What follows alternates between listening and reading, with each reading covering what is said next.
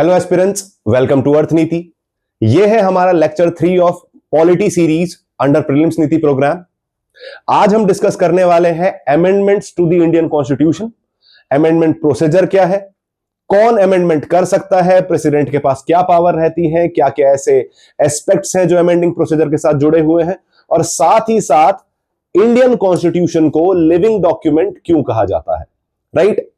कैसे हमने एक मॉडरेशन वाला रूट अपनाया, ना हम अमेरिकन साइड गए, ना ही पूरी तरीके से हम ब्रिटिश एंड पर गए, और किस तरीके से हम बुद्धा के मिडिल पाथ पर या फिर एरिस्टोटल के गोल्डन मीन पर चलते हुए दिखते हैं, right. Without any further delay let's start with the video. सबसे पहले, जैसे मैंने आपको बताया, इंडियन कॉन्स्टिट्यूशन को लिविंग डॉक्यूमेंट कहा जाता है।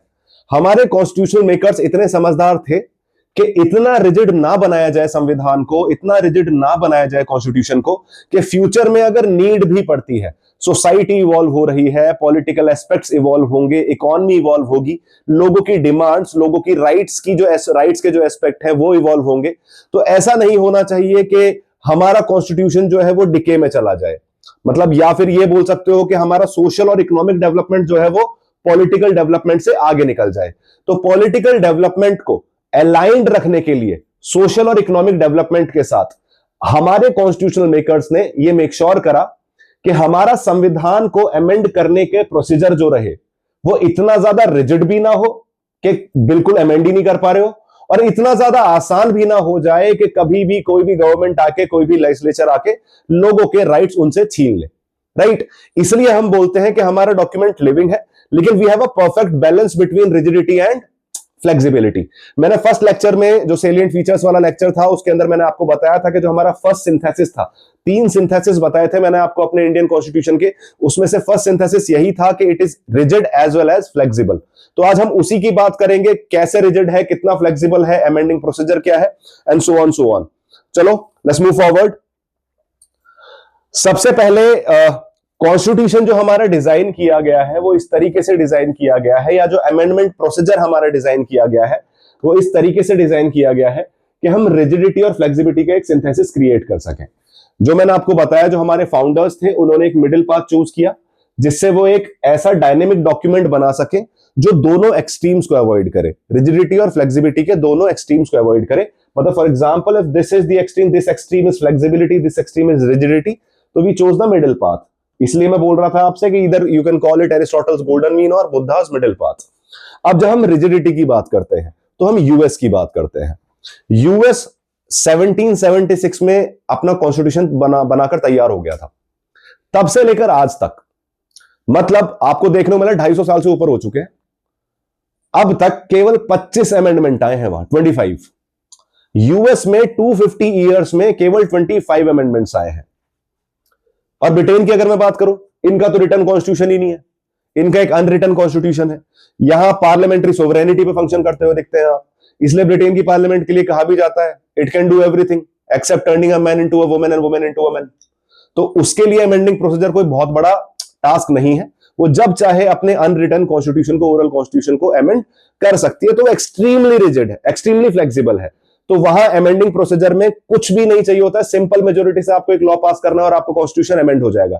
यहां जो प्रोसीजर है यूएस के अंदर, अमेरिका के अंदर, वो बहुत ही ज्यादा रिजिड और डिफिकल्ट है। यही कारण है कि 250 ईयर्स में केवल 25 अमेंडमेंट्स आए हैं।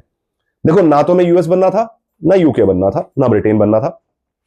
तो हमने क्या करा, हमने एक सिंथेसिस चूज किया कि हम थोड़ी सी रिजिडिटी उठाते हैं कहां से, यूएस से, और थोड़ी सी फ्लेक्सिबिलिटी उठाते हैं कहां से, यूके से, ब्रिटेन से। और इसीलिए ना हमारा अमेंडिंग प्रोसीजर इतना आसान है लाइक यूके, और ना ही इतना डिफिकल्ट है लाइक यूएस। हम कहीं ना कहीं मिड में चल रहे हैं। एक बैलेंस क्रिएट किया है हमने जो हमारे संविधान को रेजिलिएंट भी बनाता है और रेस्पॉन्सिव भी बनाता है। रेस्पॉन्सिव इन द सेंस, अगर डिमांड है संविधान में चेंज की, अगर कोई ऐसी चीज आ रही है सोसाइटी में डेवलपमेंट के बाद, तो ऐसा नहीं होना चाहिए कि हम चाहकर भी उसे चेंज नहीं कर पा रहे। तो रेस्पॉन्सिव का मतलब होता है कि डिमांड टू चेंज, उसे कितनी जल्दी आप रेस्पॉन्ड कर पा रहे हो। और हम रेजिलिएंट भी हैं कि जो स्पेसिफिक फीचर्स हैं जो मेरे कॉन्स्टिट्यूशन को इंडियन कॉन्स्टिट्यूशन बनाते हैं, जो उसे इंडियन वैल्यूज से जोड़ते हैं, जो मेरी राइट्स को प्रोटेक्ट करते हैं, उन्हें भी इजीली ना हटा दिया जाए। यह चैलेंज एक ऐसा था कि ऐसा संविधान बनाओ, ऐसा प्रोसीजर बनाओ कि इवोल्यूशन भी सस्टेन कर पाओ, और जो रेजिलियंस है, कॉन्स्टिट्यूशन की उसे भी सस्टेन कर पाओ। तो कहीं ना कहीं हमारे कॉन्स्टिट्यूशन मेकर्स को इस चीज का एप्रिसिएशन मिलना चाहिए कि उन्होंने एक ऐसा प्रोसीजर क्रिएट किया कि वो एक मिडिल पाथ ऑप्ट कर पाए एंड इवेंचुअली एक ऐसी चीज की तरफ एक ऐसा प्रोसीजर वो दे पाए जिसे हम आज की डेट में अमेंडिंग प्रोसीजर बोलते हैं, और जो हमें हमारे कॉन्स्टिट्यूशन को एक लिविंग डॉक्यूमेंट की तरह प्रेजेंट करता है। अब हमारे कॉन्स्टिट्यूशन के अंदर अमेंडमेंट के 3 प्रोसीजर दे रखे हैं जी। 2 दे रखे हैं आर्टिकल 368 के अंदर, और एक ऐसा है जिसमें आर्टिकल 368 की नीड नहीं होती है। आपको पता है article 368 specifically deals with amendment of the constitution. अब इसमें ना 2 एस्पेक्ट हैं। जब आर्टिकल 368 के थ्रू आपको अमेंडमेंट करना होता है तो आपको चाहिए होती है स्पेशल मेजोरिटी। अब आप बोलोगे कौन सी स्पेशल मेजोरिटी जी? अब स्पेशल मेजोरिटी भी 4 टाइप की है हमारे पास, आर्टिकल 61 वाली, आर्टिकल 249 वाली, आर्टिकल 368 वाली, दोनों डिस्कस करूंगा मैं अभी। तो आर्टिकल 368 के अंदर 2 टाइप की स्पेशल मेजोरिटी आपको देखने को मिल रही है। एक में रेटिफिकेशन ऑफ द स्टेट भी चाहिए होता है और एक में रेटिफिकेशन ऑफ द स्टेट नहीं चाहिए होता है। 249 और 61 वाली जो स्पेशल मेजोरिटीज हैं, मैं एक और लेक्चर बनाऊंगा जिसके अंदर मैं डिस्कस करूंगा टाइप्स ऑफ मेजोरिटीज। उसके अंदर आपको जितनी भी मेजोरिटीज हमारे यहाँ होती है, चाहे वो एब्सोल्यूट हो, इफेक्टिव हो, चाहे वो सिंपल हो, चाहे वो स्पेशल मेजोरिटी हो डिफरेंट काइंड्स की, वो सारी हम डिटेल में डिस्कस करेंगे जिससे आपको कोई भी डाउट आपके दिमाग में ना रहे। सबसे पहले हम डिस्कस करते हैं सबसे आसान तरीका, मतलब जो मैं फ्लेक्सिबिलिटी वाली बात करूं तो हमारे कॉन्स्टिट्यूशन को सिंपल मेजोरिटी से भी अमेंड किया जा सकता है। आसान भाषा में कुछ प्रोविजंस ऐसे हैं जिनके लिए मुझे आर्टिकल 368 की साइड जाने की जरूरत नहीं है, मुझे स्पेशल मेजोरिटी की जरूरत नहीं है। उसमें मैं एक ऑर्डिनरी बिल की तरह सिंपल मेजोरिटी से उस बिल को पास करूंगा और संविधान मेरा अमेंड हो जाएगा। अब ऐसे फॉर एग्जांपल कौन कौन से प्रोसीजर है? जैसे फॉर एग्जांपल है एडमिशन और establishment of new states. Article 2 के अंदर या तो मुझे कोई नया स्टेट एडमिट करना है या कोई नया स्टेट बनाना है तो उसके लिए मुझे स्पेशल मेजोरिटी की जरूरत नहीं पड़ेगी, that can be done by simple majority. Citizenship rules के अंदर अगर मुझे कोई चेंज करना है, that can also be done through simple majority. अगर शेड्यूल्ड एरियाज के एडमिनिस्ट्रेशन, जो 5th शेड्यूल है, उसमें उसके एडमिनिस्ट्रेशन में कोई चेंजेस करने हैं तो भी कैसे किया जा सकता है? सिंपल मेजोरिटी से किया जा सकता है। और भी ऐसे प्रोसीजर्स है, ये आपका टास्क है कि आप ऐसे सर्च करोगे चीजें जो सिंपल मेजोरिटी के थ्रू अमेंड कर ली जा रही है, क्योंकि मैं सारी लिस्ट नहीं बता सकता, हमारा पूरा लेक्चर उसी में चला जाएगा। तो आप डेफिनेटली सर्च करोगे कि सिंपल मेजोरिटी के थ्रू कौन कौन से ऐसे फीचर्स हैं जो कॉन्स्टिट्यूशन में अमेंड किए जा सकते हैं। अब आते हैं एक्चुअल अमेंडमेंट प्रोसीजर पे, जो आर्टिकल 368 के थ्रू होता है। इसमें ना 2 एस्पेक्ट है। एक है फर्स्ट वाला स्पेशल मेजोरिटी ऑफ पार्लियामेंट के थ्रू हो रहा है। अब स्पेशल मेजोरिटी कौन सी है बच्चे? ये है special majority absolute majority plus special majority under article 249, right? इससे क्या पता चलेगा? एब्सोल्यूट मेजोरिटी मतलब more than 50% of the total strength plus more than 2/3 of present and voting. ये दोनों का कॉम्बिनेशन फुलफिल होना चाहिए, तब 368 की स्पेशल मेजोरिटी आपको कंप्लीट होती हुई दिखती है। और अगर ये मेजोरिटी आप अचीव नहीं कर पा रहे हो तो आप जो प्रोविजन स्पेशल मेजोरिटी के थ्रू अमेंड हो सकते हैं, आप उन्हें अमेंड नहीं कर सकते। तो 368 के अंदर ये सबसे इंपॉर्टेंट एस्पेक्ट है, ये सबसे हमारा रिजिडिटी वाला एस्पेक्ट है। ये फ्लेक्सिबल आपने सिंपल मेजोरिटी से देख लिया। जो रिजिड वाला एस्पेक्ट है वो 368 के थ्रू करा जाता है। उसमें मैंने क्या क्या बोला है आपसे? टोटल स्ट्रेंथ का 50% से ज्यादा और 2/3 का 2/3 of the present and voting का कॉम्बिनेशन। जब ये दोनों चीज सफिस हो जाए, जब ये दोनों चीज अचीव हो जाए, तब मैं मानता हूं कि यार अमेंडमेंट वाली 368 वाली स्पेशल मेजोरिटी अचीव हो चुकी है और संविधान को अमेंड किया जा सकता है। क्या क्या चीज कर सकते हो इसमें? अगर मुझे फंडामेंटल राइट्स को अमेंड करना है, अगर मुझे डीपीएसपी को अमेंड करना है, तो डेफिनेटली मुझे 368 वाली मेजोरिटी लगेगी। लेकिन एक बात याद रखो, अब इसके अलावा एक और एस्पेक्ट है, यही वाली स्पेशल मेजोरिटी प्लस स्टेट का रेटिफिकेशन। सॉरी, अगर कोई भी ऐसा प्रोविजन है जो मुझे चेंज करना है बट वो फेडरल फीचर है, मतलब वो स्टेट को भी इंपैक्ट करेगा, स्टेट की पावर को भी कम करेगा या स्टेट की पावर को भी बढ़ाएगा। स्टेट इन द सेंस, मैं इंडियन स्टेट की बात नहीं कर रहा, मैं उत्तर प्रदेश, मध्य प्रदेश, महाराष्ट्र की बात कर रहा हूं। अगर इन स्टेट्स की पावर को भी कम या ज्यादा करना है उस प्रोसीजर में, उस अमेंडमेंट के थ्रू, और अगर स्टेट की पावर पर भी इंपैक्ट पड़ता हुआ दिखता है, तो केवल इससे काम नहीं चलेगा। तब आपको more than half of the states, more than 50% of the state से रेटिफिकेशन चाहिए होगा। मतलब पहले पार्लियामेंट ये प्रोसीजर फॉलो करेगी, स्पेशल मेजोरिटी 368 वाला, फिर ये 50% से ज्यादा स्टेट्स इसे रेटिफाई करेंगे बाई सिंपल मेजोरिटी। याद रखना है, बाई सिंपल मेजोरिटी। स्टेट को स्पेशल मेजोरिटी नहीं चाहिए। स्टेट अगर ऑर्डिनरी बिल की तरह भी उसे रेटिफाई कर दे तो भी चल जाता है, बट अगर फेडरल फीचर्स इंक्लूडेड है तो स्टेट रेटिफिकेशन की जरूरत पड़ जाती है।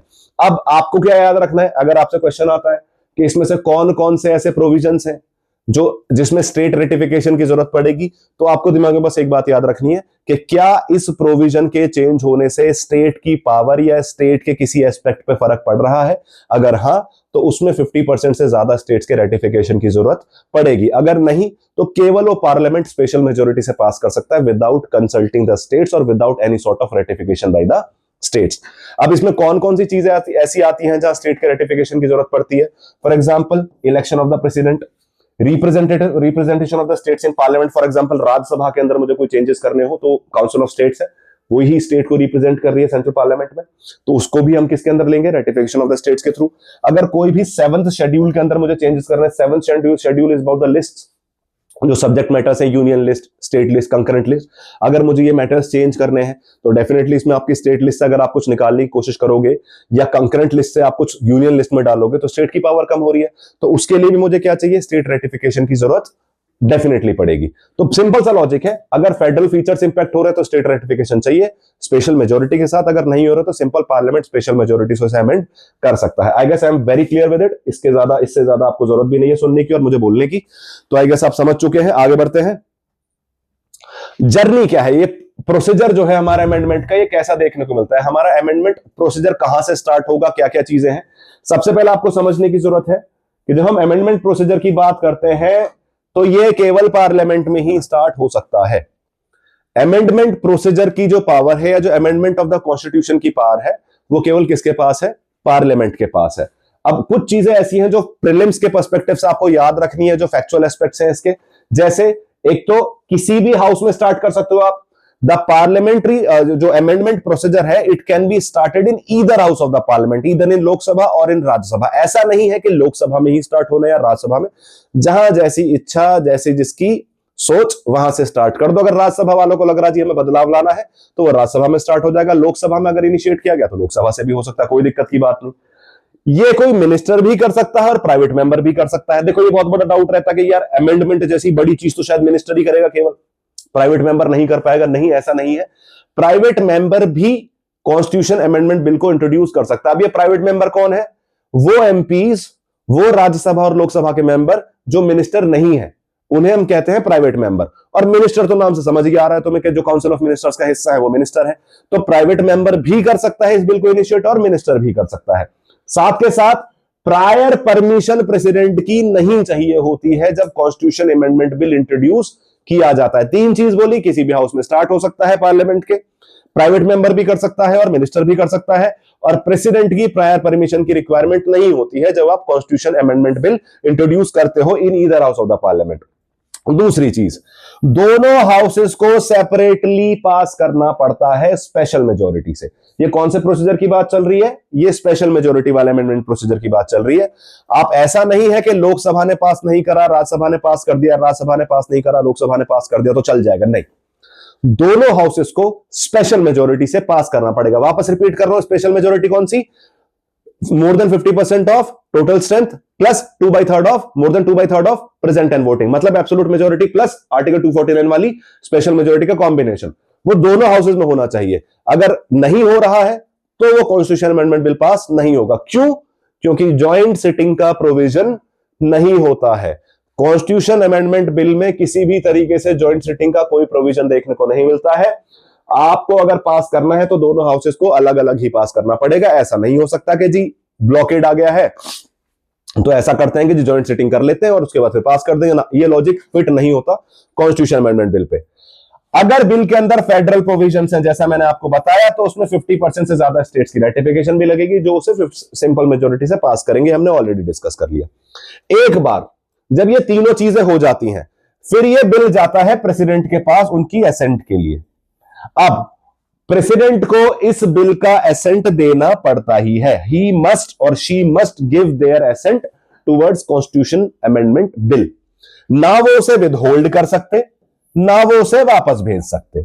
मतलब वो किसी भी तरीके से सस्पेंसिव वीटो यूज भी नहीं कर सकते और किसी भी तरीके से एब्सोल्यूट वीटो भी यूज नहीं कर सकते हैं। पॉकेट वीटो का ऐसा बोला जाता है कि आप यूज कर सकते हैं, लेकिन जनरली हम मानते हैं कॉन्स्टिट्यूशन अमेंडमेंट बिल में कोई वीटो इस्तेमाल नहीं की जा सकती। President does not have any power to use any veto when it comes to constitution amendment bill. तो ये भी एक प्रीलिम्स फैक्ट है जो आपको याद रखना है। एक बार जब प्रेसिडेंट अपनी एसेंट दे देता है, उसके बाद हम बोलते हैं कि बिल का इवोल्यूशन हो चुका है, पिकाचू रायचू बन चुका है, अब वो constitution amendment bill constitution amendment act बन चुका है। क्लियर?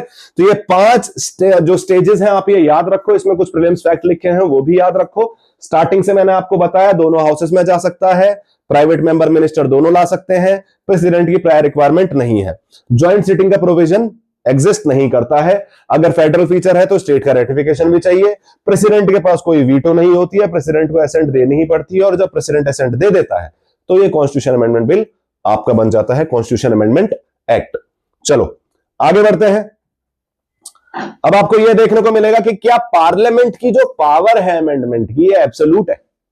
मतलब कल को मोदी जी बोले कि भाई मुझे पसंद नहीं आ रहा यार, मैं तो जिंदगी भर प्राइम मिनिस्टर, जब तक मैं मर नहीं जाता ना, जब तक शैया पे नहीं पहुंच जाता, जब तक मेरे को प्रधानमंत्री बनाए रखो भाइयों बहनों करता रहूंगा मैं, तो ये पॉसिबल नहीं है। मतलब कुछ चीजें ऐसी हैं जिन्हें अमेंड किया जा सकता है, कुछ चीजें ऐसी हैं जिन्हें अमेंड नहीं किया जा सकता। मतलब लेजिस्लेचर के पास, पार्लियामेंट के पास कॉन्स्टिट्यूशन को अमेंड करने की जो पावर है वो एब्सोल्यूट नहीं है, उसके ऊपर एक रेस्ट्रिक्शन है। वो क्या रेस्ट्रिक्शन है वो हम आगे डिस्कस करते हैं।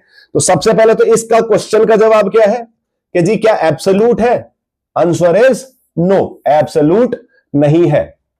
अब तो ऐसा नहीं है कि बिल्कुल आतंकी मचा रखा है पार्लियामेंट ने, जब इच्छा रही जब वो चेंज कर दे रहा है, उसे कुछ सर्टेन रेस्ट्रिक्शंस अपने ऊपर अप्लाई करने पड़ते हैं। इसका रीजन क्या है? 1973 में एक साधु ने संविधान के अंदर इतना बड़ा बदलाव ला दिया जो आज भी हमारे संविधान को, भारतीय संविधान रहने में सक्षम बनाता है। उन साधु जी का नाम था केशवानंद भारती। केरला के एक मठ के साधु थे वो। तो 1973 में केस होता है, लैंडमार्क केस, 24 अप्रैल 1973, 24 अप्रैल 1973 को दो इंपॉर्टेंट चीजें हुई थी। एक तो गॉड ऑफ क्रिकेट पैदा हुए थे जिनका नाम है सचिन तेंदुलकर, दूसरा है ये केशवानंद भारती केस का जजमेंट।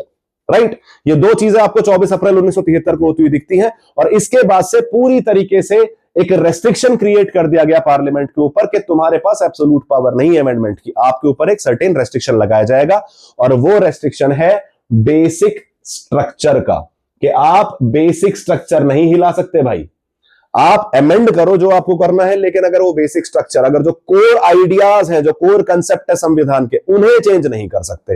राइट, तो ये सुप्रीम कोर्ट ने एस्टेब्लिश कर दिया कि पार्लियामेंट की पावर बहुत सारी है, लेकिन वो कॉन्स्टिट्यूशन की फंडामेंटल आइडेंटिटी को चेंज नहीं कर सकते। इसी फंडामेंटल आइडेंटिटी को हम कहते हैं बेसिक स्ट्रक्चर। ये केस था Kesavananda Bharati versus state of Kerala 1973 का। लैंडमार्क रूलिंग में आपने ये बोल दिया कि आपको जो भी करना, फंडामेंटल राइट्स चेंज करना चाहते हो कर दो, कोई दिक्कत की बात नहीं है, लेकिन अगर उन फंडामेंटल राइट्स के चेंज होने की वजह से कोर आइडेंटिटी, जो फंडामेंटल आइडेंटिटी है हमारे संविधान की, जो बेसिक स्ट्रक्चर है वो चेंज हो रहा है, तो उसे नलिफाई कर दिया जाएगा। दूसरी चीज, ये क्रिटिकल लिमिटेशन लगाई गई, इसको हम बोलते हैं बेसिक स्ट्रक्चर डॉक्ट्रिन। मतलब अगर आपसे पूछा जाए कि बेसिक स्ट्रक्चर डॉक्ट्रिन कौन से केस के थ्रू आई थी, तो that was through Kesavananda Bharati case versus state of Kerala of 1973। कहीं कहीं ना आपको ऐसा भी लिखा हुआ दिखेगा Kesavananda Bharati versus union of India. तो ऐसा होता है कि जैसे फॉर एग्जांपल वो इनिशिएट जो केस हुआ वो केरला में हुआ, और तब केरला हाई कोर्ट में हुआ स्टेट ऑफ केरला के अगेंस्ट, लेकिन फिर उसे हमने कहां फॉरवर्ड कर दिया? सुप्रीम कोर्ट में कर दिया, और पूरी ओवरऑल गवर्नमेंट उसके अगेंस्ट आ गई। लेकिन जनरली आप इसे स्टेट ऑफ केरला की तरीके से ही याद रखना। क्लियर है ये चीज? अब आप समझ चुके हो कि पार्लियामेंट की एब्सोल्यूट पावर नहीं होती है अमेंडमेंट की, उसके ऊपर बेसिक स्ट्रक्चर का एक रेस्ट्रिक्शन लगा हुआ आपको दिखता है। कोई भी अमेंडमेंट बेसिक स्ट्रक्चर को नहीं हिला सकता। अब ये बेसिक स्ट्रक्चर क्या है? Basic structure is not defined in the constitution. Basic structure is a evolving concept, और इसे इवॉल्व कौन करा रहा है? Judiciary. Judiciary time to time through different judgments decide करती है कि क्या क्या चीजें बेसिक स्ट्रक्चर के अंदर इंक्लूड की जाएंगी। मतलब आज भी हो सकता है कि जुडिशरी कोई नई चीज ऐसी ऐड कर दे जो अब तक बेसिक स्ट्रक्चर नहीं मानी जा रही थी, लेकिन कल से क्या मान ली जाएगी? बेसिक स्ट्रक्चर मान ली जाएगी। तो एक और प्रीलिम्स फैक्ट आपके लिए जो स्टेटमेंट के तौर पर आ सकता है, basic structure is not defined in the constitution, it is the duty of judiciary कि वो उसे डिफाइन करे कि कौन कौन सी चीजें बेसिक स्ट्रक्चर के अंदर इंक्लूड होने वाली है। फॉर एग्जांपल, जुडिशरी ने अब तक कुछ सर्टेन चीजों को बेसिक स्ट्रक्चर का पार्ट माना है। Harmony and balance between fundamental rights and DPSPs, ये क्रिएट करना, ये सस्टेन करना भी एक बेसिक स्ट्रक्चर का पार्ट है। जुडिशरी की इंडिपेंडेंस, ये भी बेसिक स्ट्रक्चर का पार्ट है। अभी ये वापस मैं डिस्कस करूंगा, एक चीज आ गया, एनजेसी का केस जब डिस्कस करेंगे हम, तो independence of judiciary is also the part of basic structure. Judicial review खुद में एक बेसिक स्ट्रक्चर का हिस्सा है। ये मिनर्वा मिल केस 1980 के अंदर डिस्कस किया गया था। Federal character of the constitution, कल को ये नहीं कह सकते कि सब स्टेट की सारी पावर छीन के पार्लियामेंट के हाथ में आ गई है, क्योंकि वो फेडरल कैरेक्टरिस्टिक खुद में ही क्या है, एक बेसिक स्ट्रक्चर डॉक्ट्रिन का हिस्सा है। सुप्रीमेसी ऑफ द कॉन्स्टिट्यूशन, सबसे ऊपर संविधान ही रहेगा, ना पार्लियामेंट ना जुडिशरी, सबसे ऊपर संविधान। Sovereign democratic and republic nature of our polity, ये भी बेसिक स्ट्रक्चर का पार्ट है। Secular character of our constitution, जो सेक्युलरिज्म जो इतना डिबेट चलता रहता है, वो भी हमारा बेसिक स्ट्रक्चर का पार्ट है। कल को आके कोई ये कहना शुरू कर दे जी मैं तो भारत को हिंदू राष्ट्र बनाने वाला हूं, तो जुडिशरी उसकी खोपड़ी पर तोड़ा मार के उसे साइड कर देगी। मतलब सेक्युलर कैरेक्टर किसी भी तरीके से भारत का खत्म नहीं हो सकता। That's the part of the basic structure. Separation of powers between legislature, executive and judiciary, ये जो हम बोलते हैं कि हमारे अलग अलग विंग्स जो है गवर्नमेंट के अलग अलग सेपरेट तरीके से फंक्शन करते हैं। ऑल्दो हमारे यहाँ वाटर टाइट कंपार्टमेंट नहीं है लाइक यूएस, लेकिन फिर भी हमने ऑटोनॉमी प्रोवाइड कर रखी है, भाई तुम अपनी अपनी औकात में रह के काम करो, एक दूसरे काम में इंटरफेयर नहीं करो। और जब जुडिशरी ऐसे इंटरफेयर कर देती है तो हम उसे बोलते हैं जुडिशियल ओवररीच। ये भी एक कंसेप्ट है जो आपने डेफिनेटली पढ़ा होगा, राइट। तो this was about basic structure. क्या याद रखना है, बेसिक स्ट्रक्चर डिफाइंड नहीं है, जुडिशरी डिफरेंट डिफरेंट जजमेंट्स के थ्रू इवॉल्व कर रही है बेसिक स्ट्रक्चर को, और क्या क्या चीजें बेसिक स्ट्रक्चर का पार्ट है ये भी आपको देखने को मिल जाता है। अब ऐसे कौन कौन से इंपॉर्टेंट केस हैं जिन्होंने जो कॉन्स्टिट्यूशन का कोर आइडिया है उसको डिफेंड करने में हमें हेल्प करी। सबसे पहले सुप्रीम कोर्ट ने रिपीटेडली इंटरवीन किया है जब भी उसे ऐसा लगता है कि पार्लियामेंट ऐसी हरकत कर रही है जिससे बेसिक स्ट्रक्चर हिल सकता है, जो कोर आइडिया है वो हिल सकता है। तो डिफरेंट जजमेंट्स के थ्रू तुम्हें देखने को मिलता है कि सुप्रीम कोर्ट ने उसकी लगाम पीछे खींची है कि भाई औकात में, लिमिट में रहो, जितना तुमसे बोला गया है, जितनी तुम्हारी लिमिट है, जितने तुम्हारा पार है, उतना ही तुम अमेंडमेंट कर सकते हो, उससे बाहर निकल के ज्यादा कूदने फादने की कोशिश मत करो। सबसे पहला केस था Minerva mill case. Minerva mill case कब आया जी? 42nd अमेंडमेंट में ना पार्लियामेंट को ऐसा लग रहा था कि हम ब्रह्मास्मि, मैं ही भगवान हूं, मैं जो करना चाहूं मैं वो कर सकता हूं, और उन्होंने इस तरीके के अमेंडमेंट कर दिए 42nd अमेंडमेंट के अंदर कि पूरी पावर जुडिशरी से हटके किसके हाथ में आ गई? लेजिस्लेचर के हाथ में आ गई। और मैं तुमसे बोल रहा हूं कि हमारे यहां बहुत सारे अमेंडमेंट भी हुए, उसका मेजर रीजन यह है कि लेजिस्लेचर जुडिशरी आपस में बहुत लड़े। जुडिशरी को जजमेंट देता था, लेजिस्लेचर उसे काउंटर करने के लिए अमेंडमेंट ले आता था, उस अमेंडमेंट को काउंटर करने के लिए जुडिशरी फिर कोई जजमेंट देता था, पार्लियामेंट फिर कोई अमेंडमेंट ले आता था। तो ये वही प्रोसीजर है। 1973 में केशवानंद भारती का जजमेंट आया, 1976 के अंदर 42nd अमेंडमेंट आया, उसमें उन्होंने क्या बोलना शुरू कर दिया जुडिशरी, इसने लेजिस्लेचर ने, कि 42nd अमेंडमेंट बोलता है कि कॉन्स्टिट्यूशन अमेंडमेंट जो है वो जुडिशियल रिव्यू के परव्यू से ही बाहर है। मतलब अगर पार्लियामेंट कॉन्स्टिट्यूशन अमेंडमेंट, कॉन्स्टिट्यूशन को अमेंड करता है तो उसके ऊपर जुडिशियल रिव्यू अप्लाई नहीं होगा। जब जुडिशियल रिव्यू ही अप्लाई नहीं होगा तो काहे का बेसिक स्ट्रक्चर डॉक्ट्रिन? अब ये सिंपल सा लॉजिक, मतलब पार्लियामेंट चाहता था कि उसकी कॉन्स्टिट्यूशन को अमेंड करने की पावर एब्सोल्यूट बन जाए। जुडिशरी ने बोला बेटा जुडिशियल रिव्यू खुद ही बेसिक स्ट्रक्चर का पार्ट है, तो अगर तू बेसिक स्ट्रक्चर से बाहर कर रहा है तो तू वैसे ही क्या कर दे रहा है, जो बेसिक स्ट्रक्चर डॉक्ट्रिन है उसके खिलाफ चला जा रहा है। तो मिनर्वा मिल केस में इस 42nd अमेंडमेंट में जो चीजें की गई थी उसे नलिफाई किया गया कि ऐसा नहीं हो सकता कि तुम अमेंड करो और उसके ऊपर जुडिशियल रिव्यू अप्लाई ना हो। तो कहीं ना कहीं वापस से पार्लियामेंट के ऊपर रेस्ट्रिक्शन लगाया गया और एब्सोल्यूट पावर वापस खींची गई जो पार्लियामेंट अमेंड करने के लिए अपने आप को देना चाहता था। दूसरा केस है हमारे पास आईआर कोइलो वर्सेस स्टेट ऑफ तमिलनाडु 2007। बहुत ही इंपॉर्टेंट केस है। देखो फर्स्ट अमेंडमेंट के थ्रू इन्होंने 9th शेड्यूल ऐड करा पार्लियामेंट ने। तुम ये भी विडंबना देखो तुम इस देश की, 2 साल 11 महीने 18 दिन लगा के इन्होंने संविधान बनाया, और जैसे ही संविधान बना इन्होंने अमेंड कर दिया उसे। क्या कह के जी? 9th शेड्यूल के जो भी एक्ट, जो भी प्रोविजंस 9th शेड्यूल के अंदर एक्ट किए ऐड करे जाएंगे उनके ऊपर जुडिशियल रिव्यू अप्लाई नहीं होगा। मतलब मैं कुछ भी करना चाहता हूं जिसमें जुडिशरी इंटरफेयर ना करे तो मैं उसे 9th शेड्यूल में ऐड कर दूंगा। ये ड्रामा चला, काफी टाइम तक चला। 1973 में बेसिक स्ट्रक्चर डॉक्ट्रिन आई, तब भी ये चेंज नहीं हुआ। फाइनली 2007 में केस होता है आईआर कोइलो वर्सेस स्टेट ऑफ तमिलनाडु। उसमें जुडिशरी कहती है कि देखो ब्रो, जो तुमने करना था 1973 तक वो तुमने कर लिया, उससे हमें कोई दिक्कत नहीं है। मतलब 1951 से लेकर 1973 तक जितने भी प्रोविजंस तुमने 9th शेड्यूल के अंदर ऐड करे हैं उनके ऊपर मैं हाथ नहीं लगाऊंगा, उनके साथ छेड़छाड़ नहीं की जाएगी। लेकिन 1973 के बाद जितने भी प्रोविजंस तुमने 9th शेड्यूल में ऐड किए हैं और वो किसी भी तरीके से बेसिक स्ट्रक्चर डॉक्ट्रिन को अगर हिला रहे हैं तो उन्हें नलिफाई कर दिया जाएगा। वो जुडिशियल रिव्यू के परव्यू से बाहर नहीं है। तो ये एक लैंडमार्क जजमेंट था जिसने 9th शेड्यूल जो ब्लैंकेट बैन प्रोवाइड कर रहा था जुडिशरी के ऊपर, उसको नलिफाई कर दिया, उसको डिस्कार्ड कर दिया। तो दो केस हम देख चुके हैं, मिनरल मिल केस 1980 का, दूसरा हमारा आई और कैलो केस। नेक्स्ट अभी बहुत रिसेंट केस है, 11 साल पुराना, that is NJC case, national judicial appointment commission, जो बेसिकली कोलिजन सिस्टम को चेंज करने के लिए बनाई गई थी। अब बहुत मेहनत करी भाई, पार्लियामेंट ने क्या करा, पार्लियामेंट ने पूरी मेहनत करी, पार्लियामेंट ने स्पेशल मेजोरिटी से बिल पास करा, पहले लोकसभा ने पास करा, फिर राज्यसभा ने पास करा, फिर सारे स्टेट्स के पास गया, वो सारे स्टेट्स ने उसे 50% के थ्रू रेटिफाई भी कर दिया, मतलब मोर देन 50% स्टेट्स ने उसे रेटिफिकेशन भी प्रोवाइड कर दिया। जुडिशरी सुमड़ी में खड़ी हुई, चुपचाप देखती रही इस प्रोसीजर को, बोले बेटा तू कर, जब ये तू पूरा प्रोसीजर कंप्लीट कर लेना तब आना मेरे पास। जैसे ही ये प्रोसीजर कंप्लीट हो गया और एनजीएसी एक्ट आ गया, और जैसे ही जुडिशरी के पास था, जुडिशरी ने बोला null and void, null and void भाई, डिस्कार्डेड। क्यों? इंडिपेंडेंस ऑफ जुडिशरी को हर्ट कर रहा है, independence of judiciary is the part of basic structure. अब इसमें देखो थोड़ी सी बदतमीजी जुडिशरी की भी है भाई, अगर तुझे पता था कि ये वैसे ही नहीं तो किसी उन्हें पहले बता देती, वो बेचारे किसी और अपना टाइम किसी और चीज पे देते। लेकिन जुडिशरी ने भी मेक श्योर करा कि तुम अपना ड्रामा कर लो, पहले मैं एंड में बम फोड़ूंगी। तो जुडिशरी ने पहले पूरा एनजीएसी का जो प्रोसीजर था, जो बिल था, वो पास होने दिया। बहुत सारा टाइम भी गया पार्लियामेंट का, स्टेट लेजिस्लेचर का भी, एंड इवेंचुअली उसे नलीफाई कर देगा 2014 में। क्यों? क्योंकि वो इंटरफेरेंस ऑफ जुडिशरी के फंक्शनिंग में इंटरफेरेंस की तरह देखा गया उसे, इंडिपेंडेंस ऑफ जुडिशरी को हर्ट करते हुए देखा गया उसे। और अगर इंडिपेंडेंस ऑफ जुडिशरी को हर्ट कर रहा है, इसका मतलब बेसिक स्ट्रक्चर के अगेंस्ट जा रहा है, तो definitely that constitution amendment can not stand. This was 99th constitution amendment act, right? इसको नलिफाई कर दिया गया था क्योंकि जुडिशियल इंडिपेंडेंस बेसिक स्ट्रक्चर का पार्ट है, वो सस्टेन करनी जरूरी है। मूविंग ऑन, आई गेस यहां तक क्लियर हो चुका है, आगे बढ़ते हैं। अब आपको यह देखना है कि हमारे जो अमेंडमेंट प्रोसीजर है, कंसिस्टेंटली हमारे ना अमेंडमेंट प्रोसीजर हो ही रहे हैं, कंटिन्यूअसली हो रहे हैं। फॉर एग्जांपल, मैंने तुमसे बोला 250 साल में 25 करे उन्होंने यूएस में, हमने 80 साल में, हम 150 की तरफ पहुंचने वाले, बल्ला उठने वाला हमारा बस दूसरी बार। अब 100 पे ऑलरेडी उठ चुका है, पहले 50 पे उठा था, फिर 100 पे उठा, 150 पे उठने वाला है। तो हम काफी रेगुलरली क्या कर रहे हैं, तेजी से अमेंडमेंट कर रहे हैं। तो ऐसी उम्मीद तो नहीं करी थी हमारे कॉन्स्टिट्यूशनल मेकर्स में कि आपस में लड़ेंगे कुत्ते बिल्ली की तरह जुडिशरी और लेजिस्लेचर, और अमेंडमेंट पे अमेंडमेंट करे जाएंगे, लेकिन ऐसा हो रहा है इस देश में।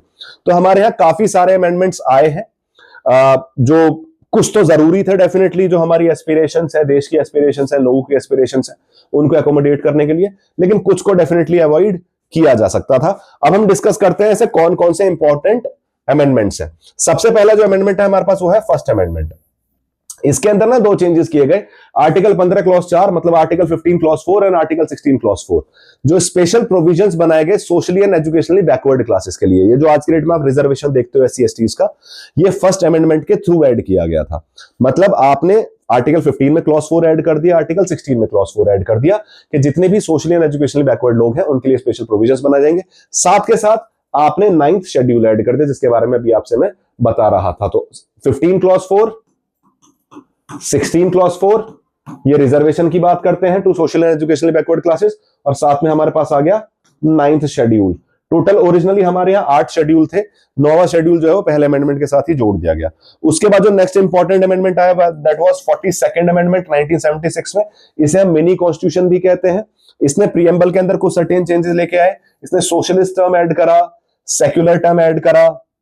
इसके अलावा फंडामेंटल ड्यूटीज आपको इस अमेंडमेंट के थ्रू ऐड होती हुई दिखती हैं, और बहुत सारे वो जो मैं भी आपसे बता रहा था कि इसने बोल दिया जी कॉन्स्टिट्यूशनल अमेंडमेंट जो है वो जुडिशियल रिव्यू के परव्यू से बाहर रहेंगे। ये सारी चीजें आपको 42nd अमेंडमेंट में होती हुई दिखती है। मतलब ये वही वाला टाइम पीरियड है जिस टाइम इमरजेंसी चल रही थी। तो कहीं ना कहीं हम डेमोक्रेसी से एक ऑटोक्रेसी बन चुके थे, एक बोल सकते हो डिक्टेटरशिप बन चुके थे।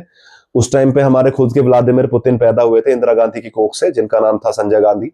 उन्होंने लोगों को पकड़ पकड़ के नसबंदी करानी शुरू कर दी, कहा बेटा तेरा मौसम खराब करूं, राइट? तो उस टाइम पे आपको बहुत सारी चीजें ऐसी होती हुई दिखी थी।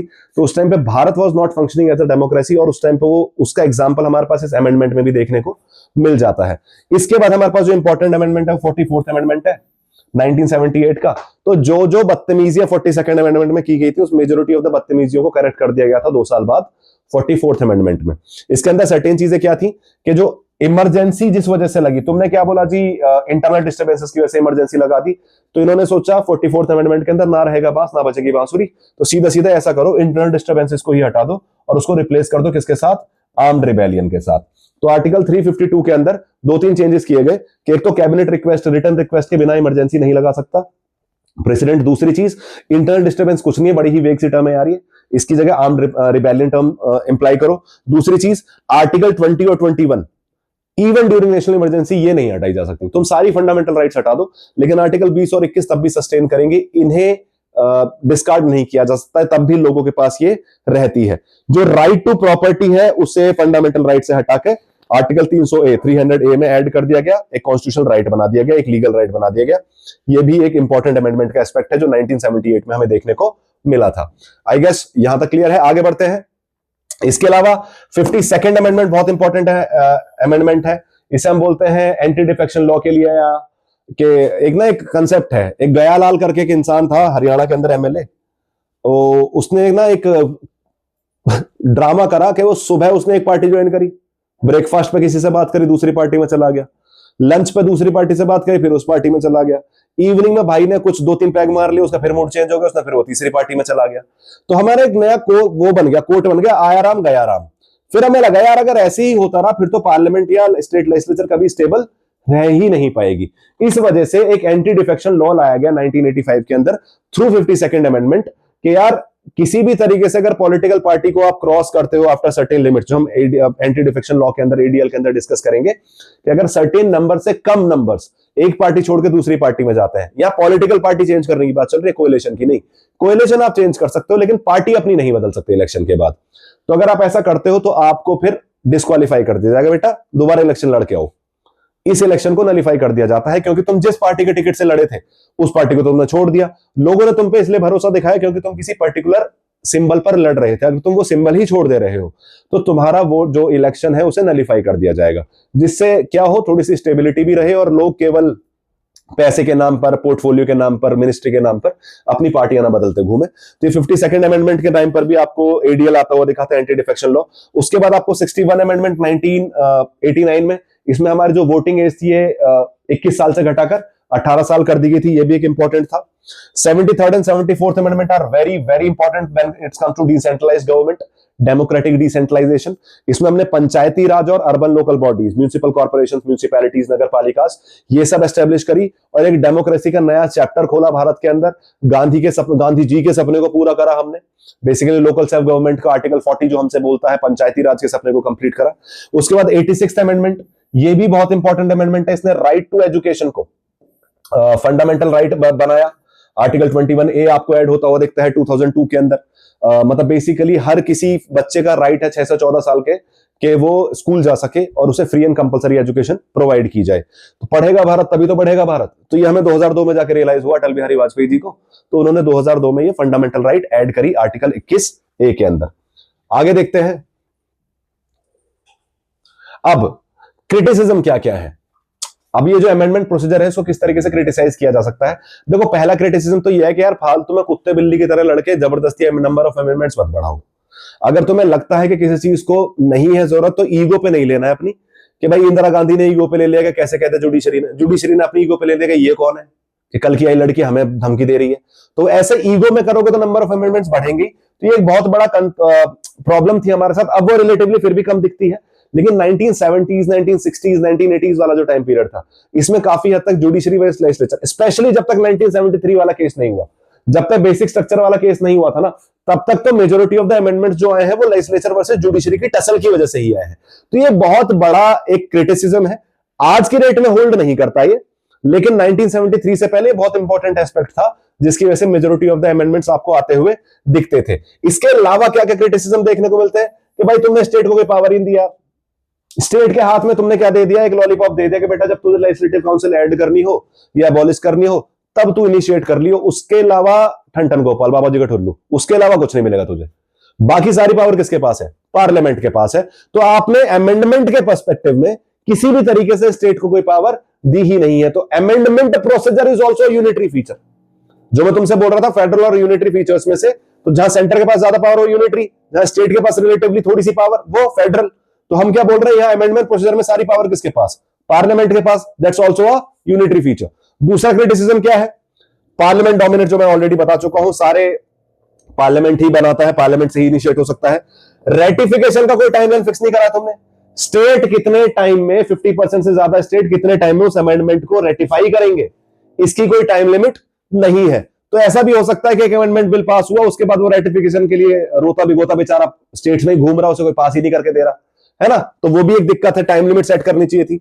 नो डेडलॉक मैकेनिज्म, मतलब कि जॉइंट सिटिंग नहीं हो सकती, ये भी एक क्रिटिसिज्म है। वैसे मुझे ऐसा लगता है ये बेटर है, इसे क्रिटिसिज्म नहीं मानना चाहिए, लेकिन स्टिल फिर भी लोग इसे क्रिटिसाइज करते हैं कि यार इस तरीके से तो कोई अमेंडमेंट पास हो ही नहीं पाएगा अगर मेजोरिटी नहीं है तो। पर मेजोरिटी अगर नहीं है तो अमेंडमेंट पास होना भी नहीं चाहिए, इसका मतलब तुम्हारे पास लोगों की पावर नहीं है, लोगों की अथॉरिटी नहीं है, you do not have enough representatives of people जो संविधान को बदल सके। लेकिन अगर डेडलॉक मैकेनिज्म होता तो शायद कभी कभी जो अर्जेंट चीजें थी जो बदलने की जरूरत पड़ती वो डेफिनेटली की जा सकती थी। इसके अलावा ऑर्डिनरी लॉ मेकिंग जैसा ही प्रोसीजर है यार, मतलब ऐसा कोई स्पेशल प्रोसीजर नहीं बनाया गया, जैसा यूएस के अंदर एक अलग से स्पेशल प्रोसीजर बना रखा है कॉन्स्टिट्यूशन अमेंडमेंट का। हमने क्या करा, इतनी मेहनत कौन करेगा, सिंपल वही प्रोसीजर रखते हैं, बस थोड़ा सा नंबर्स बढ़ा देते हैं, उसमें नंबर गेम स्ट्रॉन्ग कर देते हैं अमेंडमेंट के लिए। तो कोई अलग से स्पेशल प्रोसीजर नहीं बनाया गया, कोई अलग से स्पेशल बॉडी नहीं बनाई गई अमेंडमेंट के लिए। ये भी एक मेजर क्रिटिसिज्म के तौर पर देखने को मिल जाता है जब हम अमेंडमेंट प्रोसीजर की बात करते हैं, राइट। अब आपको यह समझने की जरूरत है कि हमारा जो अमेंडमेंट प्रोसीजर है वो बनाया ही इसलिए गया है कि हम अपने एस्पिरेशंस को भी फुलफिल कर पाए, और किसी भी तरीके से ऐसा भी ना हो कि एब्सोल्यूट पावर पार्लियामेंट के पास चली जाए और हमारी राइट्स आपको छीनती हुई दिखे। फॉर एग्जांपल यहां कुछ आपको चीजें लिखी हुई दिखेंगी। ऐसा नहीं है कि ये जो अमेंडमेंट पावर है ये रीराइट और डिस्ट्रॉय करने के लिए है कॉन्स्टिट्यूशन, रेदर ये प्रोसीजर इसलिए है जिससे आप हमारे एस्पिरेशंस को, हमारी इवॉल्विंग नेचर ऑफ सोसाइटी को एकोमोडेट कर पाए। ये जो रिगरस प्रोसीजर है ये इंश्योर करता है कि ये इंपल्सिव डिसीजंस के बेसिस पे अमेंडमेंट ना कर दिया जाए, एक थॉरो डिसीजन मेकिंग के बाद, एक डेलिब्रेशन के बाद ही इस अमेंडमेंट प्रोसीजर को फुलफिल किया जा सके। बेसिक स्ट्रक्चर डॉक्ट्रीन जो जुडिशरी ने दी है उसने कहीं ना कहीं जो कॉन्स्टिट्यूशन का कॉन्शियंस है, जो कॉन्स्टिट्यूशन का सोल है, उसको प्रोटेक्ट करने में हेल्प करी है। और आज की डेट में जो एक टेंशन चलती रहती है पार्लियामेंट्री पावर और जुडिशियल ओवरसाइट के बीच में, इसे जनरली वीकनेस की तरह नहीं देखना चाहिए। ये एक इंजन है हमारी लिविंग और ब्रीदिंग डेमोक्रेसी का, एक जो जिंदा डेमोक्रेसी है हमारी, एक लिविंग डेमोक्रेसी है, लिविंग डॉक्यूमेंट है हमारा संविधान, उसका एक सोल है ये टसल, जिससे हम एक ऐसे आउटकम पर पहुंच जाएं जो ज्यादातर लोगों के लिए सही रहे, राइट, जो इजी भी हो लेकिन किसी भी तरीके से दूसरे के राइट्स भी स्नैच ना करे।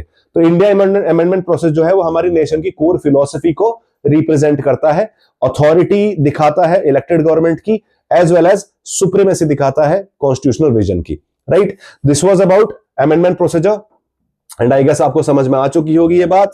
यहां कुछ आपके सामने फैक्चुअल रिकॉल के लिए कोर क्वेश्चंस हैं, इन्हें एक बार आंसर करने की कोशिश करो। मैं आपके सामने पढ़ देता हूं कि which constitutional amendments require ratification by at least half of the state legislatures, right? Answer आपको पता है, मैंने ब्रैकेट में आंसर लिख भी रखा है, आप रिकॉल करने के लिए, आपके रिकॉल के लिए है जितना भी लेक्चर में हमने पढ़ा है। Can an amendment be initiated only in Lok Sabha और is ratification by all state required for federal amendments? इन दोनों के जवाब अपने आप सोचो, मैं नहीं दूंगा, ऑलरेडी हम डिस्कस कर चुके हैं। एक और क्वेश्चन और है, Parliament's power to amend the constitution is a limited power and it cannot be enlarged into absolute power. In light of this, can Parliament use Article 368 to destroy the basic structure by expanding its own amending power?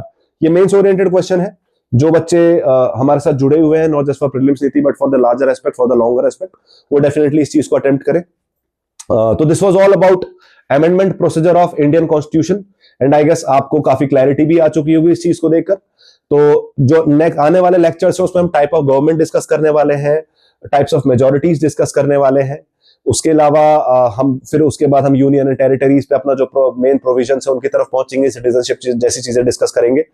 साथ के साथ चलते रहिएगा, जुड़े रहिएगा अर्थनीति के साथ। Thank you so much guys and have a good day.